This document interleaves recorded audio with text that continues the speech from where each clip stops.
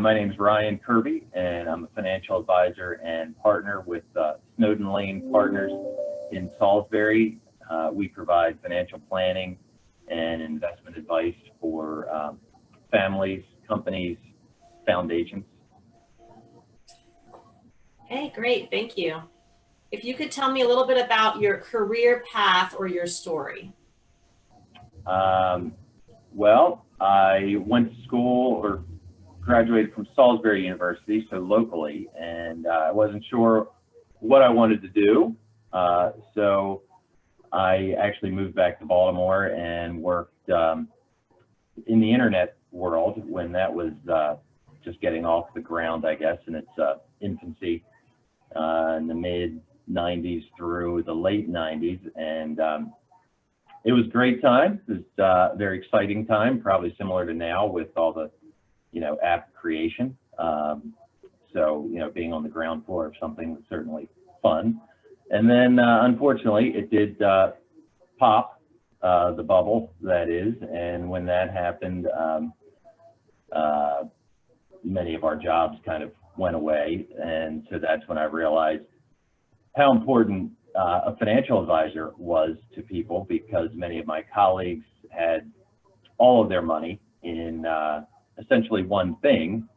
They thought they were diversified because they had software and hardware and internet companies, but in reality, it was all under the tech umbrella. But I was fortunate that my father was a financial advisor for almost 40 years. And during that time period, he always encouraged me to kind of diversify and take a little off the table of these high flyers and put them into kind of the higher quality names that kind of he grew up on, and also at the same time steering, those funds out of tech and into just different sectors.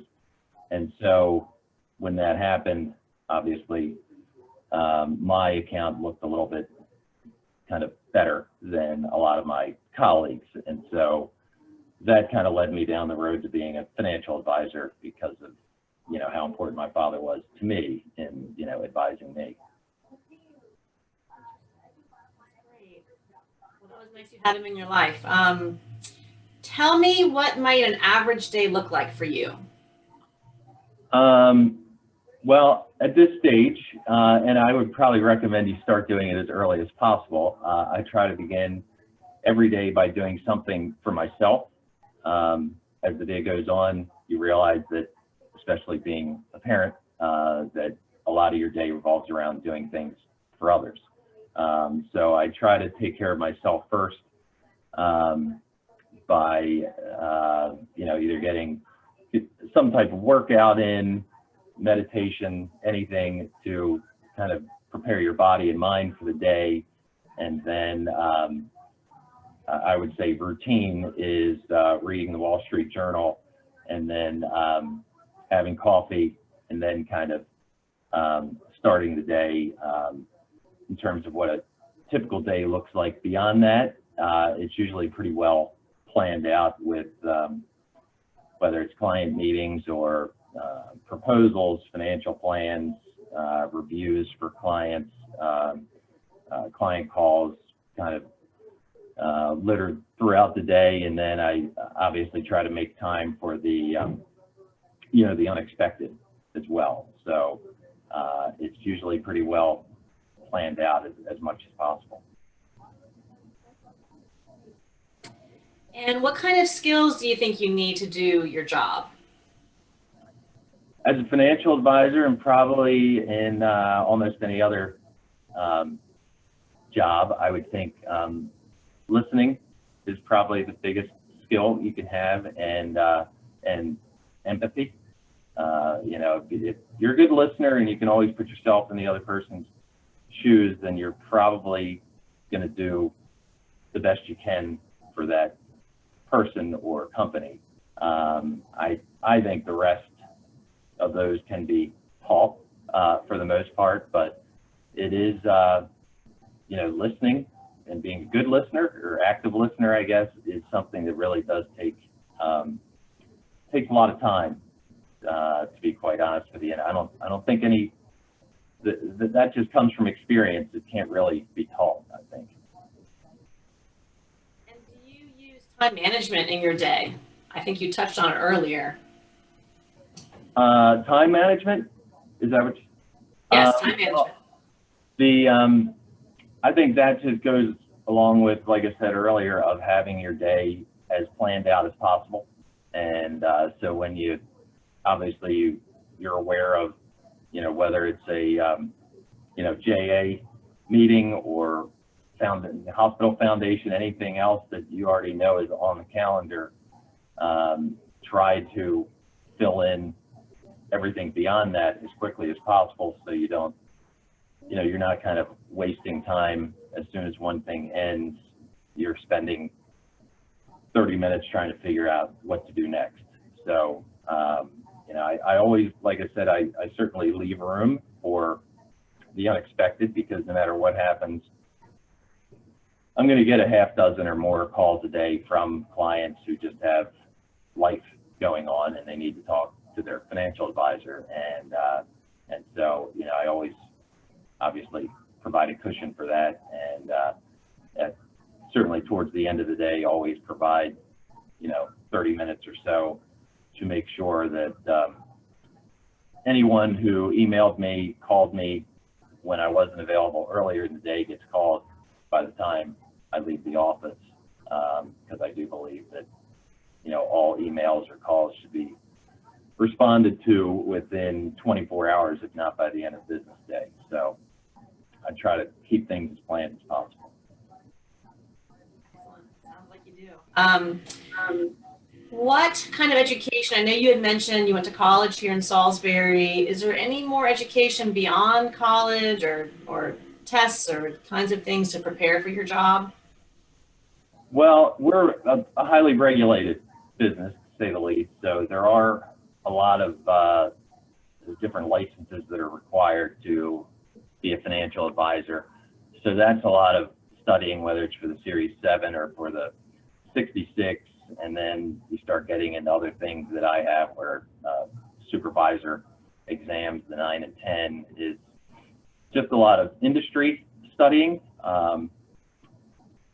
And that's something you really don't get into until you're actually becoming a financial advisor or working for a financial advisor company. But you can certainly go out and get different designations like certified financial planner and chartered retirement planning counselor, which I am, accredited investment fiduciary. All these different designations that kind of provide, a type of expertise that, you can show clients or prospects, that you hold. Okay, and can you think of what might be the coolest thing you've ever done at work, or a memory you might have? As a financial advisor, we certainly, when I was managing, at least at Merrill, we had a lot of very nice trips that we go on. But, in terms of working with clients, I think the coolest things probably aren't that tangible. I think the satisfaction that you get and the pride when a client just tells you about their daughter just getting married, or their child just finishing up college or law school, or them finally saying, hey, next week's it, I'm retiring. And all of these accomplishments you participated in terms of helping with their planning and investments, and annual reviews to make sure they're on target to be able to pay for that child's education and plan for that wedding that 15 years earlier the son or daughter was knee high. And so it is it's very cool to kind of see, and humbling to see, obviously, as 20 plus years in the business, it's also obviously age, but you start to see kind of the accomplishments of your clients, and part of that was because you provided the advice necessary for them to get where they are. And do you have any advice you might give to an 8th grade student about to choose a career? Um, For an 8th grader, well, I would say for almost anybody, the best advice I could give is to figure out what you really love to do personally, and pursue, any type of career in that. It might be something that's already existing, and just try to start from the ground floor and work your way up to whatever it is that you're trying to do in that hobby or profession, whatever it is. But it doesn't matter. If you love what you do, you never really, work. And so if there's any way it's something that you love, but you always thought to yourself, if I just kind of innovated this little thing just a little bit, it would make it much easier, or it would make it available to a lot more of the population. Whatever it is, if you love, what you're doing, then you'll figure out a way to make a living